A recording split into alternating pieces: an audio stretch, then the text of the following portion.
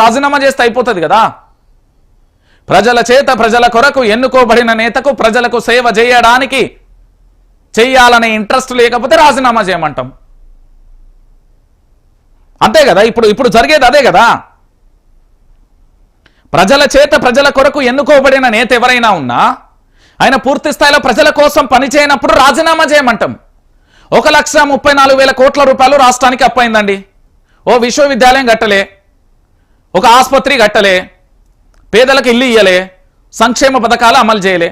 ఇది మనం డైరెక్ట్గా మాట్లాడుకునే అంశం. ఎవడు అమలు చేయాలి, ఎవడు ఆచరణలోకి తీసుకురావాలి, ఎవడు చెప్పాలి? ఆర్టీఐ ఎత్తే గిట్ల తీసుకపోతే గిట్ల పక్క వారెత్తాలట పేపర్లు. మరి ఎవరు చెప్పాలి ఇది? మనం ఒకసారి మాట్లాడుకుందాం. ఒకటి రాష్ట్రానికి సంబంధించిన అధికారులైనా మాట్లాడాలి, లేదా రాష్ట్రానికి సంబంధించిన మంత్రులన్నా మాట్లాడాలి. ఒకళ్ళు రాత్రి 7 అయితే అందుబాటులో ఉండని మంత్రి, ఇంకోళ్ళు పొద్దుగాల 12 అయితే లేవని మంత్రి, ఇంకోళ్ళు ఇక ఎప్పటికీ బయటికి పోయే మంత్రి ఇంకొకరు. ఇక ఇట్లా చెప్పుకుంటూ పోతే ఒక్కొక్కరు ఒక్కొక్క కోసం. వ్యక్తిగత విషయాలలోకి పోతలేను నేను, అందుబాటులో లేనోళ్ళ వ్యక్తుల గురించి నేను చెప్తున్నా. అంటే తెలంగాణ రాష్ట్ర వ్యాప్తంగా ఇంత జరుగుతూ ఉంటే మనం ఇంకా ఏ కాలంలో ఉన్నామని నాదొక చిన్న ప్రశ్న. ఇది తెలంగాణ ప్రాంత బిడ్డలందరూ కూడా ఆలోచించుకోండి. ఎందుకంటే ఇక్కడ హామీ ఇచ్చినప్పుడు, నేను మేనిఫెస్టో ఇచ్చినప్పుడు, మేనిఫెస్టోలో ఇప్పుడున్న మంత్రులు సగానికి అందరున్నారు మేనిఫెస్టో తయారీ కమిటీలో, ఒక్కరిద్దరు తప్ప. మరి వాళ్ళకి ఆ రోజు తెలియదా? ఇప్పుడు తెలంగాణ రాష్ట్రాన్ని తెచ్చిన ఉద్యమ నేత కల్వకుంట్ల చంద్రశేఖరరావు 14 సంవత్సరాలు నిరంతరాయంగా పోరాటం చేసిలు. వావ్, అద్భుతం, మహోన్నతమైన నేత. దాంతోపాటు 10 సంవత్సరాల అద్భుతంగా పరిపాలించాడు, సూపర్.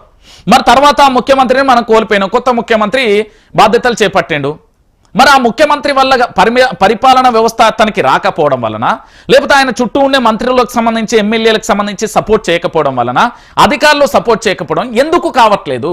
గతంలో ముఖ్యమంత్రి యనుమల రేవంత్ రెడ్డికి సంబంధించి విపక్షంలో ఉన్నప్పుడు వారు మాట్లాడినప్పుడైనా, విపక్షంలో కాంగ్రెస్ పార్టీ చాలా చాలా పెద్ద పెద్ద పెద్ద పెద్ద తలకాయలు మాట్లాడినప్పుడు ఏంది అంటే ముసలోళ్ళు అయిన వాళ్ళు కూడా, తెల్లింటికలు వచ్చిన వాళ్ళు కూడా బ్రహ్మాండంగా మాట్లాడారు. మరి ఈ రోజు ఎందుకు చేయలేకపోతారు? తప్పు మీద, ఎమ్మెల్యేలదా, మంత్రులదా, ముఖ్యమంత్రిదా, అధికారులదా? క్లారిటీ తెలంగాణ ప్రాంత బిడ్డలకు ఇవ్వాలి. లేకపోతే నా ముంగట్టిన ట్రాఫిక్లో ఆ మంత్రి పోతాడంటే మొత్తం ట్రాఫిక్ అంతా క్లియర్ చేసి కుయి కుయి కుయి కుయి కుయి అని పోతా అంటాడు.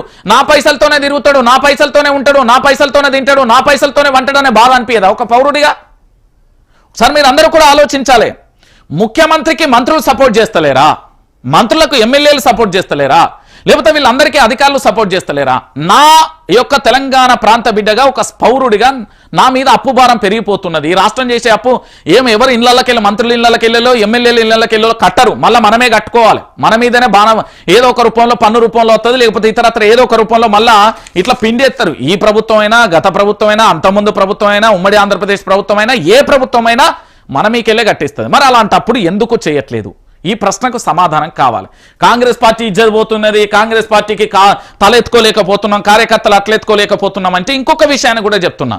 జిమ్మికి తిమ్మికి బమ్మి, బమ్మికి తిమ్మి జిమ్మిక్కులు చేసేవాళ్ళు రాజకీయ పార్టీకి సంబంధించి కాంగ్రెస్ పార్టీ నేతలైనా, బీఆర్ఎస్ పార్టీ నేతలైనా, బీజేపీ పార్టీ నేతలైనా, కమ్యూనిస్ట్ అయినా, ఇంకా తెలంగాణలో ఏ పార్టీ అని ఉండని, రాజకీయం వరకే. దాని తర్వాత ఇన్నర్గా జరిగేది మీ అందరికి కూడా తెలుసు. కార్యకర్తలు కూడా గట్ల మారాలి. ఊళ్ళల్లా ఎట్టున్నారు, మాది కాంగ్రెస్ పార్టీ అధికారంలోకి వచ్చింది, అత్త ఏమైంది? నీకు ఇల్లు వచ్చిందా?